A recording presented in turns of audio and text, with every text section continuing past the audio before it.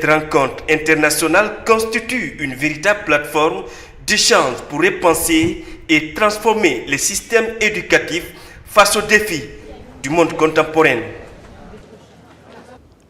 On enchaîne avec la mise en œuvre du projet Graines. Il entrevoit l'innovation et l'employabilité dans les institutions d'enseignement supérieur. Des concertations ont lieu entre les universités guinéennes et celles européennes afin de consolider la coopération. Mamadou Pati-Baldé. Problématique de la visibilité institutionnelle, valorisation et gestion des activités de TECOB et l'insertion socio-professionnelle, la question est sur table ici à l'IST de Télico-Mamou. Il s'agit pour les enseignants-chercheurs des universités de l'Abbé, Télico de Paris 1, Panthéon, Sorbonne et l'Université de Liège en Belgique d'échanger sur les avancées significatives du projet Graines. C'est extrêmement réjouissant de se retrouver avec tous les collègues pour travailler autour de ce projet très structurant pour nos institutions partenaires ici, mais qui est un projet aussi impactant pour tout le système d'enseignement supérieur guinéen, puisqu'il adresse un défi qui est un des défis majeurs de notre système d'enseignement supérieur, qui est celui de l'employabilité de nos diplômés. Dans le cadre de la mise en œuvre du projet Graines lancé récemment à l'Abbé, l'université de Kofi Annan est partenaire privilégié pour accélérer l'innovation et faciliter l'accès des diplômés sortis des institutions d'enseignement supérieur à des emplois crédibles. On en a discuté justement pour définir des critères d'un bon partenaire, d'un partenaire stratégique. Est-ce que c'est beaucoup d'échanges d'enseignants-chercheurs? Est-ce que c'est de la mobilité d'étudiants, des projets de recherche, de la réponse aux appels à projets? Et on va continuer ces partenariats pour réfléchir à nos stratégies internationales mutuelles. Former les étudiants pour qu'ils soient employables par le marché du travail. Donc il est question aujourd'hui de structurer toute une initiative pour pouvoir permettre à ces institutions de former effectivement pour les entreprises. Dans un brillant exposé, les services de relations extérieures et de coopération universitaire de l'Abbé et de Mamou ont présenté les acquis, les stratégies de négociation, les accords et l'identification des partenaires techniques et financiers. Une manière de mettre en valeur les ambitions des universités en matière de coopération internationale. Cela rime avec la modernisation de l'état civil. Entre-temps, relecture de deux importantes lois portant identification des personnes physiques de l'état civil. But visé, promouvoir la bonne planification des programmes publics suivant les orientations du programme africain. Amadou Touré.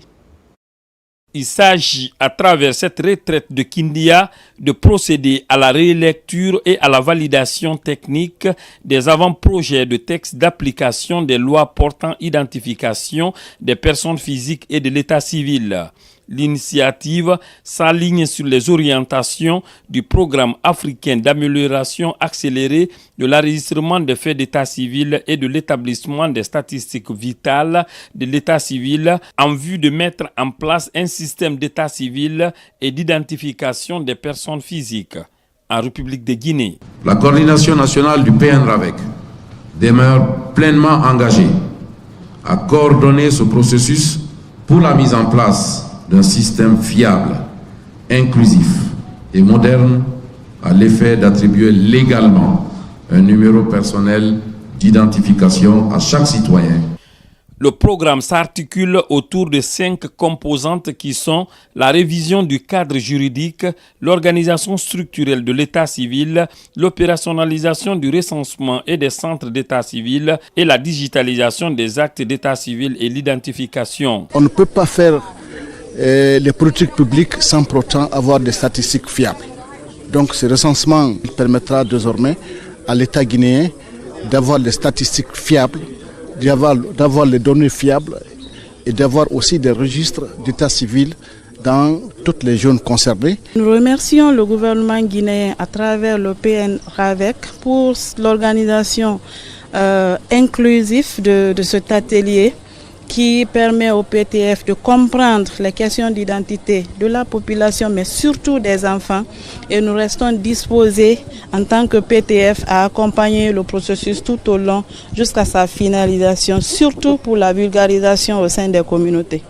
Ce programme transversal de modernisation de l'état civil en Guinée regroupe en son sein plus de 16 départements ministériels et partenaires techniques considérés comme comités de pilotage. Ils ont pour mission de contribuer à amender ces textes de loi au cours de ces journées de relecture des 2 textes de loi portant sur l'état civil et l'identification des personnes physiques en République de Guinée.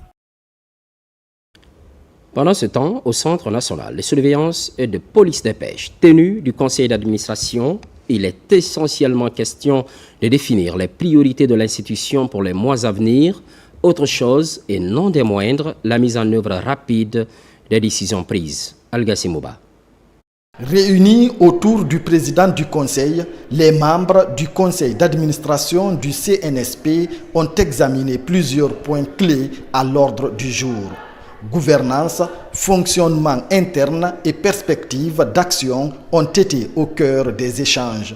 Au cours de la rencontre, les administrateurs ont procédé à l'évaluation des activités récemment menées par l'institution. Plusieurs résolutions ont été examinées puis adoptées dans le but de renforcer l'efficacité de l'action institutionnelle et la transparence dans la gestion. Nous comptons contribuer au mieux possible à l'atteinte de la mission assignée à nos activités qui est de garantir la durabilité de l'exploitation des ressources halieutiques. Ces efforts qui se poursuivent permettront à ce rythme d'obtenir plus de résultats en termes de dissuasion des navires de pêche et d'arraisonnement des navires délinquants et pirates. Le président du conseil a salué l'engagement des membres et rappelé l'importance du rôle stratégique du Centre national de surveillance et de police des pêches dans le contexte actuel. Il faut une synergie d'action de l'ensemble des acteurs intervenant en mer. Dans la synergie, des plans de déploiement communs vont être établis pour cette année 2026 à l'effet de faciliter le service public de la sécurité de la police de pêche dans notre pays. Cette 7e session du conseil d'administration s'inscrit dans la dynamique de renforcement de la gouvernance. À l'issue des travaux, les prochaines échéances ont été fixées et l'engagement du CNSP à poursuivre ses missions a été réaffirmé. Hors des frontières nationales, aux États-Unis d'Amérique, la représentation de la Chambre de commerce entame ses activités entre les 2 entités. Daouda Bangoura, Mohamed Kamara. Mise en place il y a quelques mois seulement, la représentation consulaire de la Chambre de commerce, de l'industrie et de l'artisanat de Guinée aux États-Unis d'Amérique entre en action. Premier contact, le siège de l'ambassade de Guinée à Washington. Ici, l'équipe dirigeante de la Chambre de commerce guinéo-américaine est présentée aux autorités diplomatiques pour prendre acte des activités qui seront menées dans ce pays où le commerce représente pour beaucoup d'observateurs le sens d'un vrai développement au service des citoyens. On est venu ici aujourd'hui à l'ambassade pour présenter l'équipe, la nouvelle équipe qui a été mise en place pour justement piloter les programmes de la représentation consulaire en Amérique du Nord et aussi souhaiter une collaboration institutionnelle étroite avec notre ambassade. Donc la rencontre a été très fructueuse. Nous avons très bon espoir que la collaboration portera fruit. Cette offensive des autorités du pays de promouvoir des échanges commerciaux à travers le monde témoigne leur engagement de faire du secteur commercial un levier de développement profitable pour tous.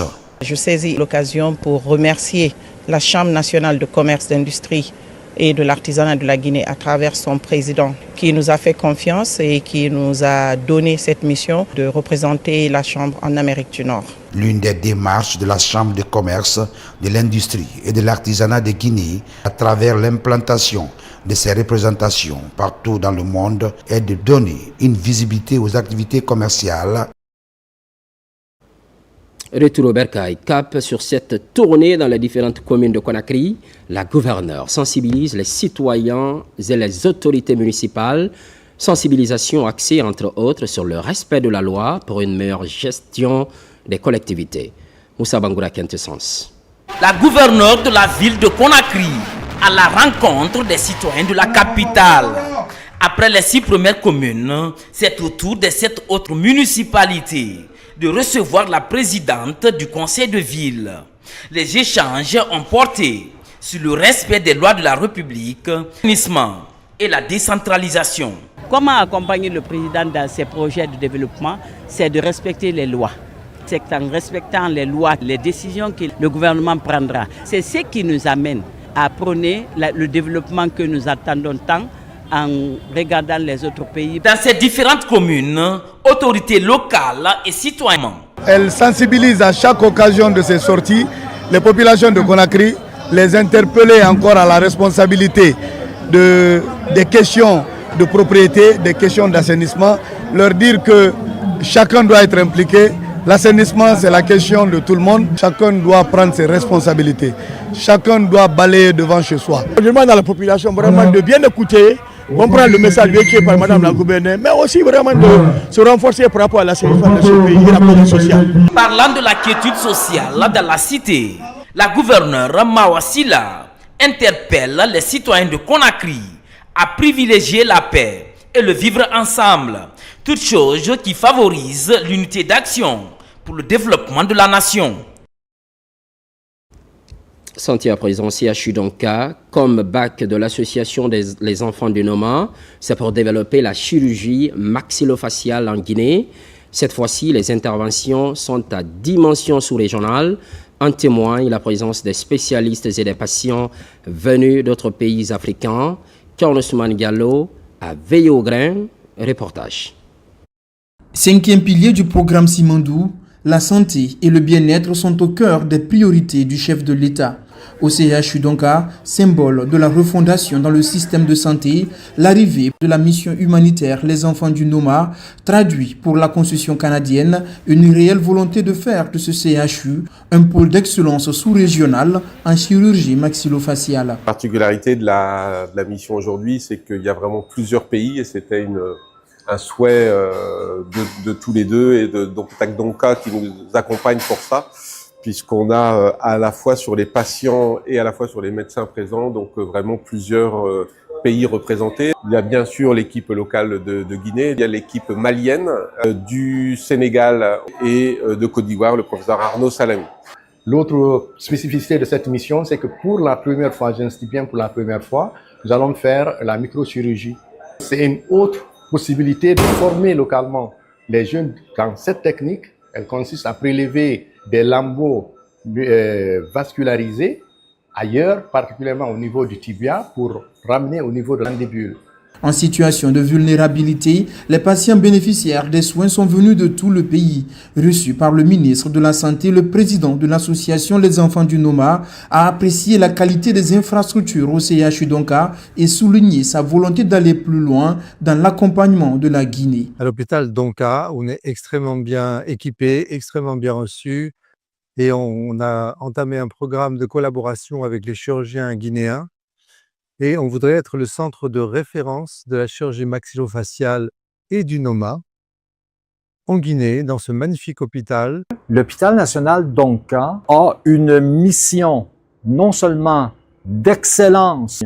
Ces chirurgies-là sont très complexes et auraient dû être faites à l'extérieur. Donc, on est chanceux d'être ici, en Guinée, être capable de faire aujourd'hui des chirurgies complexe. La mission va durer 2 semaines en combinant prise en charge de cas graves et formation de spécialistes guinéens et de pays amis en chirurgie maxillofaciale. Sur tout autre plan, sécurité routière, c'est surtout le renforcement du code de la route. Je vous le disais en début de journal, la Guinée ne fait pas exception. Des dispositifs sont érigés à plusieurs endroits. On cite un exemple, les panneaux de signalisation et des passages piétons afin de réduire les accidents. Mais comment les citoyens se comportent face à ces dispositifs de sécurité routière? On retrouve Marie-Noël Simone Tolno pour des éclairages.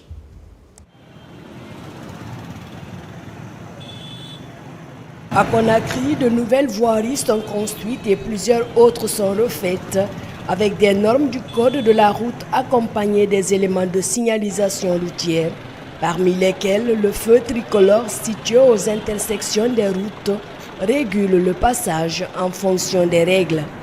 Le feu vert autorise le passage, le feu rouge oblige à l'arrêt et le feu orange impose de s'arrêter, sauf si le faire en toute sécurité est impossible. Du carrefour de Kipé à Bambeto, en passant par Dixine, Donka, Kaloum et Bonfi, le constat est que ces feux tricolores ne sont souvent pas respectés par la plupart des usagers et surtout les motards. Avec le feu, vraiment, les motards ne l'arrivent pas à respecter. Ils sont là, vraiment, désordre total. Alors nous, on est fatigué avec eux. Franchement, ils n'arrivent pas à respecter. C'est le véhicule seulement qui respecte. Les restes motards, non. C'est vrai, on ne s'arrête pas là-bas parce que c'est devenu un lieu où ils enlèvent nos clés, ils emportent sans nous demander. Normalement, on devrait respecter ces feux-là. On vient, on s'arrête, mais c'est un coin pour eux. Quand on s'arrête seulement, ils viennent ramasser nos clés. Ils envoient sans demander. Ici, au marché de Bonfi, au-delà du non-respect du feu tricolore, les consignes des passages cloutés ou les passages piétons aménagés pour la traversée sécurisée de la chaussée sont régulièrement violés par les passants. Lorsque tu veux traverser, les motos et les taxis passent. Cela n'est pas bon. Ces feux tricolores ont été installés pour réguler la circulation afin d'éviter les accidents. Quand un conducteur derrière son volant, il vient trouver qu'il y a un piéton qui est au niveau de ces passages piétons et qui s'apprête à traverser, donc le conducteur doit freiner, il doit s'arrêter, laisser le piéton passer parce qu'il est prioritaire au niveau de ces passages piétons. Mais il ne s'arrête pas parce que la plupart des conducteurs ne le savent pas. On apprend ça à l'auto-école. Ces passages piétons sont presque présents tout au long des voiries de Conakry, à part sur l'autoroute Fidel Castro, où la circulation est beaucoup plus dense et rapide. C'est pourquoi les passerelles ainsi sont faites à des endroits. Nous invitons aussi la police à nous aider. Nous ne pouvons que sensibiliser. On n'a pas une force répressive. Nous ne pouvons que sensibiliser, inviter les usagers à utiliser ces passages pendant leur traversée. Et les gens ne respectent pas. Partout, ces passages se trouvent, de se regrouper à ce niveau afin de traverser en toute sécurité. Autre constat, certains agents de la sécurité routière donnent parfois la priorité aux chauffeurs même quand il ne faut pas. Ce qui conduit certains usagers à reproduire les mêmes comportements, le feu tricolore violet entraînant souvent des cas d'accident de la circulation. Il convient de certains endroits, ces feux tricolores sont régulièrement en panne. Mais il faut des jours, voire même des semaines pour les revoir encore fonctionner. Un autre problème de société. Réforme du secteur agricole, mise à disposition du guichet unique de l'agriculture. C'est en direction du monde rural, bien sûr, une véritable facilitation instaurée par l'État. Principale mission, briser les barrières administratives et simplifier l'accès des producteurs à toutes les prestations du département de l'agriculture. Nabila Moussa Kamara, Fodé Kamara. Le guichet unique des agriculteurs est une initiative du gouvernement guinéen visant à soulager le monde agropastoral. Pour mieux structurer et harmoniser les activités du secteur agricole, le ministère de l'Agriculture, accompagné de plusieurs hauts cadres de l'État, procède à son lancement officiel à Conakry. Le guichet unique des agriculteurs, c'est un point d'entrée unique. C'est un endroit où les agriculteurs peuvent désormais venir et avoir des informations sur tout ce dont ils ont besoin au niveau du ministère de l'Agriculture comme service. En même temps également, le guichet unique permet aussi aux agriculteurs de déposer leurs demandes d'agrément, d'autorisation, de subvention ou autres en un endroit. Au sein du guichet unique, tous ces départements sont représentés à travers des points focaux, donc qui, une fois les demandes reçues, procéderont et faciliteront leur traitement de manière plus rapide et plus simple et transparente, les demandes des agriculteurs au niveau du ministère. Présenté comme une plateforme de référence, Le guichet unique des agriculteurs a pour mission de coordonner l'ensemble des services dédiés au monde agricole. À travers cet outil moderne, la Guinée entend faire de l'agriculture un véritable levier de son émergence économique. Il y a des partenaires techniques qui viennent, qui veulent investir en Guinée, mais quelquefois ils se demandent où je vais partir, qui je vais demander. Donc cette maison peut servir à tous ces partenaires techniques qui veulent avoir des informations clés sur le développement de l'agriculture et sur les différentes zones agricoles, et ils peuvent facilement être orientés pour faire des investissements. La Guinée regorge d'énormes ressources agricoles qu'il faut valoriser, qu'il faut commercialiser et donc développer une chaîne de valeur agricole. Cela ne peut pas se faire si on n'a pas une mutuelle de services qui puisse donner un service instantané, immédiat au secteur agricole. Désormais, le guichet unique des agriculteurs se positionne comme l'interlocuteur privilégié du monde rural en Guinée. Pour cette initiative, l'État ambitionne d'optimiser les ressources du secteur et d'accroître l'efficacité des investissements agricoles. À Kindia, et de façon plus pratique, la passion pour l'agriculture va crescendo. Soriba Kouyaté, cadre de l'administration, jette son dévolu sur la culture de l'ananas. Plusieurs hectares sont mis en valeur, pas seulement, en compagnie d'autres bras valides. Soriba Kouyaté participe à l'entretien des pistes rurales de la localité. Falilou Diallo. Et merci. À quelques kilomètres de la sous-préfecture de Frigiabé, nous voici sur le site agricole de Bilidé. Ici, plusieurs hectares d'ananas sont mis en valeur par Soriba Kouyaté. Loin de son bureau et son confort, il participe à la valorisation du potentiel agricole de la ville des agrumes. L'ananas La Baronne est privilégié. Si vous prenez aujourd'hui la majorité des planteurs au niveau de Kindia, dans Frigiabé, dans Kindia, la plupart c'est Baron de Guinée on utilise.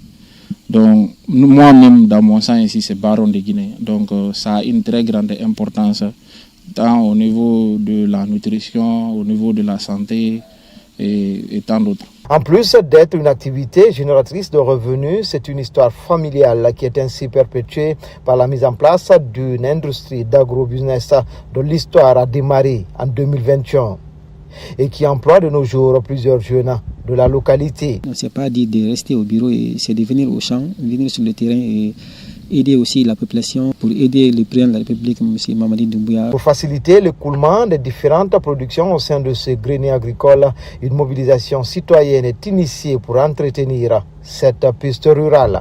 Nous lançons un appel aux bonnes volontés et à l'État pour nous aider pour cette route, car tous les fruits qui se retrouvent dans les différents marchés viennent de cette zone agricole. Ainsi, les activités agricoles sont encouragées, l'écoulement des productions facilitées, une manière de lutter contre l'insécurité alimentaire dans la cité des agrumes. Sport fitness à présent. Plusieurs écoles et universités prennent part à la compétition. Objectif, encourager les élèves et étudiants à pratiquer le sport et une manière de les rendre plus performants à l'école. Mariama Diallo. Plusieurs écoles et universités de Conakry prennent part à cette compétition organisée par la structure On Fitness. L'événement se tient ici à Conakry, Plaxelcom, en haute banlieue de Conakry. Objectif, encourager la jeunesse à pratiquer le sport pour le bien-être et pour plus d'efficacité dans la performance en milieu scolaire et universitaire. Rassembler autant d'enfants comme ça, les voir donner énormément d'énergie, c'est vraiment important. À mes camarades étudiants, je les inviterai à faire pareil. Parce que comme on le dit souvent, un esprit sain dans un corps sain, il est important de faire du sport. Je compte m'appliquer également. Parce que la santé physique, ça compte énormément. Aujourd'hui, je suis à One Fitness pour pratiquer du sport. Le sport ne se réfère pas seulement qu'aux athlètes, mais aussi aux citoyens initiés pour être en bonne santé.